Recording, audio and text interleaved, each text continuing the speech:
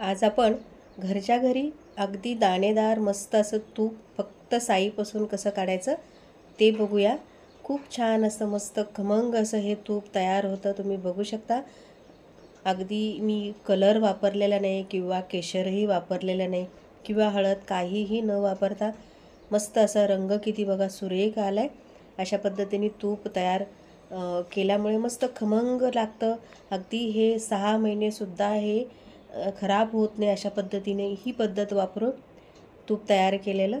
तर इथे छोट्या छोट्या टिप्स दिलेल्या आहेत, त्या वापरून जर तुम्ही हे तूप अशा पद्धतीने बनवलं तर तुमचं तूप अजिबात खराब होणार नाही. तर नमस्कार, मी सौ नंदा जानकर. गोदाई किचनमध्ये सगळ्यांचं अगदी मनापासून स्वागत. तर साय साठवण्यासाठी बघू शकता तुम्ही मी काय करते.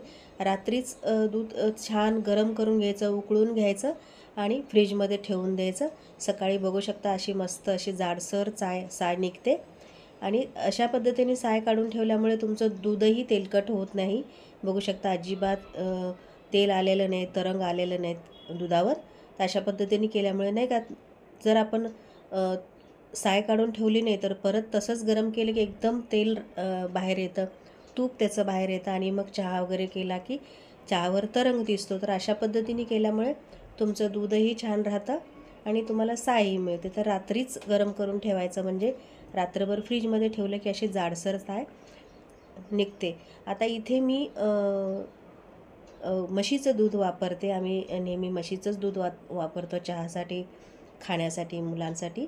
तर एक 10 दिवसाची साय आहे बघा, बघू शकता तुम्ही.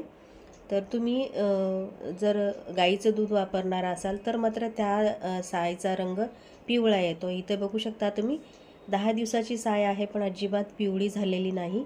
तर मी काय करते, हे फ्रीजरचं जे भांडं आहे, फ्रीजरवरती असतो त्याच्याबरोबर खालच्या कप्प्यात ठेवते. तर मिक्सरच्या भांड्यात काढून घ्यायचं, थोडंसं पाणी घालायचं आणि एक मिनिटभरासाठी मिक्सरला फिरवून घ्यायचं की लगेच तुमचं लोणी निघतं. आता थंडीचे दिवस आहेत त्यामुळे पटकन निघतं. उन्हाळ्यात मात्र थोडासा वेळ लागतो, बर्फ किंवा बर्फाचं पाणी टाकावं लागतं. आता पावसाळ्यात किंवा थंडीमध्ये अजिबात करायला लागत नाही. एक मिनिटभर फिरवून घेतलं, बघू शकता तुम्ही लोणी निघालं. अशा पद्धतीने हे लोणी आणि अजिबात हे खराब होत नाही. 1 ते 8 ते 10 दिवस तुम्ही हे साय काढून ठेवायचे आणि त्यापासून असं हे लोणी तयार करायचं. दही लावायची गरज नाही. काही दही लावतात पण दहीसुद्धा लावायची गरज नाही, याच्यात विरजण घालायची गरज नसते. अशा पद्धतीने काढून ठेवायची साय आणि करायचं. आता सगळी लोणी काढून घेतलं की मी काय केलं, त्याच्यामध्ये पुन्हा पाणी टाकलं आणि हे बोटाने छान कुस्करून घ्यायचं. म्हणजे ह्या लोण्यामध्ये दूध राहिलेलं असतं, ते दूध आपल्याला काढून घ्यायचं आहे. नाही तर मग काय होतं, आपण तूप कढवायला गेलं की हे साय राहते त्याच्यातली आणि मग जास्त करपलेला वास येतो त्याचा, म्हणून हे सगळं काढून घ्यायचं. आता कढईमध्ये, मी लोखंडाच्या कढईमध्ये करते. तुमच्याकडे जर असेल तर नक्की वापरा, कारण लोखंडाच्या कढईमध्ये तूप कढवलं की खूप खमंग असं हे लागतं तूप. तर आता काय करायचं, तूप पूर्ण हे लोणी जे आहे वितळूसपर्यंत आपल्याला वाट बघायची आहे. थोडंसं चमच्याने हलवत राहायचं. तूप करताना मात्र पूर्णपणे त्याच्याकडे लक्ष द्या, कारण तूप पटकन एकदा लोणी वितळलं की लगेच त्याचं तूप तयार होतं आणि लगेच एक 15 ते 20 मिनटामध्ये तूप तयार होतं.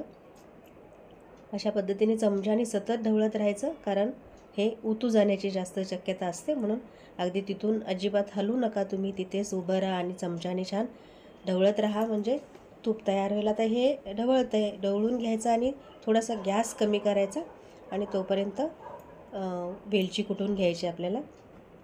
इथे तुम्ही वेलची वापरू शकता किंवा खाऊचं पान वापरलात तरी चालेल. खाऊचं पान म्हणजे नागवेलीचं पान असतं, तेही वापरलं तरीसुद्धा तुमच्या तुपाला खमंग असा वास येतो, छान मस्त लागतं ते. आता मी वेलची घालते, एक 8 ते 10 वेलची असे कुटून घालते. आता ह्याबरोबर तुम्ही जायफळच, एक वेलची एवढा जायफळाचा तुकडाही तुम्ही याच्यात घालू शकता. आत्ता माझ्याकडे नाही आहे म्हणून मी वापरत नाही. एक 10 मिनिट झालेत, बघू शकता 10 ते 12 मिनटामध्ये तूप तुमचं तयार होतं. आता तूप पूर्णपणे तयार झाले कसं ओळखायचं, तर चमच्यात एक 2-3 थेंब पाणी घ्यायचं. आता बघा, टाकल्यानंतर पुन्हा ते फसफसतं वरती येतं. अशा वेळेला आपण समजायचं की आपलं तूप तयार झालं, की मग गॅस पूर्णपणे बंद करायचा. पण त्याआधी 1-2 सेकंदासाठी तसंच उकळू द्यायचं आहे, कारण आपण पाणी टाकलेलं असतं. त्याच्यानंतर वेलची घाला, नागवेलीचं पाणी या वेळेला घालायचं आणि गॅस पूर्णपणे बंद करायचा. अजिबात आता गॅस लावायची गरज नाही, थंड होऊ द्यायचं आहे. हे पूर्णपणे थंड झाल्यानंतरच तुम्ही बरणीत किंवा बाटलीत भरून ठेवू शकता. बघू शकता मस्त असं खमंग. याच्यामध्ये मी कसलाही कलर वापरला नाही किंवा केशरही वापरलं नाही, काही केशरही वापरतात. तर हे म्हशीचं दुधापासून बनवलेलं तूप आहे, त्यामुळे याचा रंग एवढा डार्क झालेला नाही. जो गाईचं दूध जर वापरत असाल तर त्या तुपाचा रंग थोडासा जास्त पिवळसर येतो. बघू शकता तुम्ही मस्त असं खमंग तूप तयार झालं. एक 8 ते 10 दिवसाची 1 लिटरची दुधापासून साय काढली असेल आणि एक 10 दिवस ठेवलं तर तुम्हाला बरोबर अगदी मोजून अर्धा किलो तूप तयार होतं. आणि शिवाय आपण घरी बनवलेलं असतं. बाहेरचं आणलेलं तूप बघा 8-10 दिवस झाले की लगेच त्याचा वास यायला लागतो. हे छान कडवलेलं आहे, मस्त असं गरम करून तूप ठेवलेलं असतं हे, त्यामुळे एक 6 महिनेसुद्धा टिकतं हे, अजिबात वास येत नाही. तर बघू शकता तुम्ही मस्त पूर्ण थंड झाल्यानंतर अगदी निथळ पाण्यासारखं बघा कसं मस्त तूप तयार झालं. तर आता हे बरणीत भरून ठेवायचं आहे. आता विकतचे जो तूप असतं त्याचाही रंग बघा जास्त डार्क असतो, त्याच्यामध्ये कलरही वापरलेले असतात. त्यामुळे जर आता यावर्षी दिवाळीला तुम्ही जर लाडूसाठी तूप तयार करणार असाल तर आत्तापासूनच तयारीला लागा. म्हणजे मस्त असं दिवाळीपर्यंत तुमचं 1 ते 1.5 किलो तूप तयार होतं महिनाभरामध्ये. आणि मग त्या पद्धतीने तुम्ही अशा पद्धतीने केलं तर मस्त असे रव्याच्या लाडूला अशा पद्धतीने तूप वापरावं. जे विकतचं तूप असतं ते त्याच्यात कलर जास्त असतात, त्यामुळे पांढरा शुभ्र रव्याचा लाडू होत नाही, थोडासा कलर येतो त्याला. तर अशा पद्धतीने करून घ्यायचं.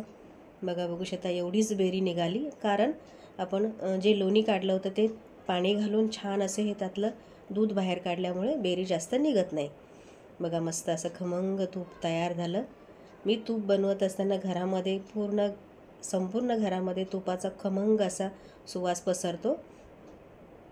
निथळ अगदी, अजिबात जास्त गडद नाही, जास्त कलर नाही दिसत. अशा पद्धतीने घरी बनवलेलं तूप कधीही चांगले असतं. तर तुम्ही म्हशीचं दूध वापरत असाल तर चांगलं, किंवा गाईचं वापरत असाल तरीही चालेल. अशा पद्धतीने घरच्या घरी तूप बनवा. रेसिपी कशी वाटली मला कमेंटमध्ये नक्की सांगा. आवडली ते लाईक करा, शेअर करा. चॅनलला मात्र सबस्क्राईब केल्याशिवाय जाऊ नका आणि व्हिडिओला लाईक करा. अशा पद्धतीने आपण पुन्हा भेटूया. तोपर्यंत नमस्कार.